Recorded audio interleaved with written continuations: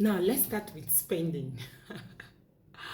I've in my previous video I explained to you what spending is and what savings is. So let's start with spending. You need to be very strategic when you spend. There is this rule of 30 20 30 50 30 20 budget of spending. It means that you need to allocate 50% of your spending to what you actually need the most, then allocate 30% of your spending to what are your wants, and 20% on savings and some debt payments, or those of you that might maybe you've been on debt, so you take 20% and spend on those things because you need to offset those debts, right? So we have 50, 30, 20.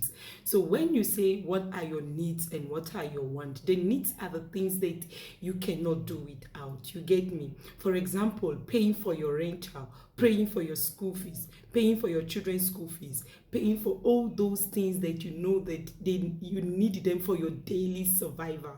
You need, if you don't pay for rent, you are going to be thrown out, and definitely you don't want to risk it paying for your rental. For those of you who are dealing on rental payment, if you don't pay for your children's school fees, they are going to be thrown out, and then you don't want to risk it, so you spend on the need. Then the wants are the things that are your necessity. You don't really need them. For example, buying sneakers, buying clothes. I can always wear one cloth for 2 weeks or 1 week. I can always interchange. It depends. I can always bypass those things. It's not necessary that I'll buy sneakers or take things that are very expensive. I can always go for the cheaper one so that I can always manage my money. So that's actually the essence of spending. You need to look at what are the things that you are actually in need of.